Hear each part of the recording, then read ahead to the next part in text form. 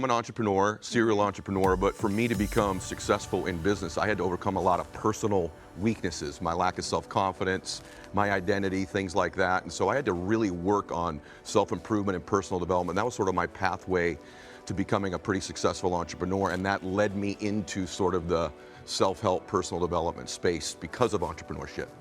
Okay, so I think the big thing people need to learn is happiness for you is not exactly what makes me happy. So everybody's different. I totally agree with that, and it's funny that you say that because one of the things that's really contagious is unhappiness in the world today. You know, the more I interact with people on social media, I do my program, to the extent that people are unhappy is shocking to me. And you know, with the stock market, all the things politically going on right now, you have to really be intentional about what you want in your life. And I think sometimes we think, once I get this car, or I get this relationship, or I get this promotion, then I'll allow myself to be happy. So we delay happiness to this future destination. The fact of the matter is, you're gonna bring you with you when you get to these places. So if you think you're gonna be happy when you get into your big mansion, you're gonna be in there with you. And so I always recommend something called blissful dissatisfaction, which is be intentional about getting your happiness now. You don't want a big house. You want a big house because you think that'll make you happy. You don't want a relationship. You do, but you think that relationship's gonna make you happy. What if you could have the tools and strategies to give yourself the gift of that in the present moment?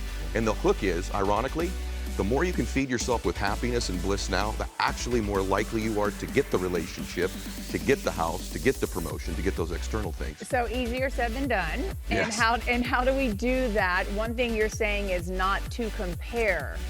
Yeah, comparison is a formula. That's why social media is so dangerous. Comparison is a formula for misery. And what we do in our life is we compare ourselves to the best day and the best picture on social media that we see of somebody else. We compare ourselves at different times in our lives too. You know, even if you're in a relationship, comparing your relationship in its 5th year to its 5th week isn't fair to that relationship. There's different stages in our life. So comparison is a pathway. There's pathways to happiness, and there's pathways that lead us to unhappiness. One of those for sure is comparison, and it's an ego thing oftentimes with us. We're always trying to one-up things in our life.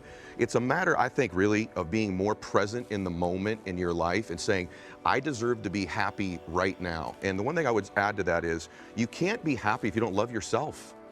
And you can't love yourself if you're not being yourself. If you can begin to live in congruence with your values, your beliefs, and find a way to serve other people, that's always a pathway to your own bliss, to your own happiness. And that's one thing I've seen. I've watched your videos and follow you, and you say the same thing, that you are living, you're giving back. You have a purpose and you're giving back to others, and that fulfills you. Yeah, for me, I figured it out a little bit later in life. I used to think, well, I want to be rich, and I do. I think having material things to some extent can give you temporary happiness, and certainly be able to feed your family and provide education for your family. That's an important thing. But I found out finally in my life, you know what really gives me joy? Gives me joy is to help other people, is to serve other people. One thing I think that's not said enough in the world, and since we only have a little bit of time, is I want everyone to understand this. You were born to do something great with your life. You were. Every single human being was born to do something special with their lives. And the 2 best days of your life is the day you're born and the day you figure out why. And when you figure that out, and it'll be a pathway. If you're listening, you want to be happier, begin to think about some of your natural gifts, things that you're good at. How could you use those in the service of other people? I promise you that's the pathway to you being a happier person. I think in a town like this, Southern California in general, that you see a lot of people that look like they have everything, and they're miserable. You're so right. Yeah. So I have a show where I interview kind of top achievers.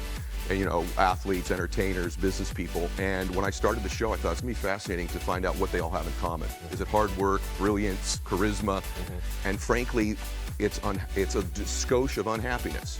Because achievers, even people like yourself, and this is people that are out there like that too, should consider this. We have this thing where we're really never living up to what we think we're capable of. And that's a good thing because it pulls us to get better.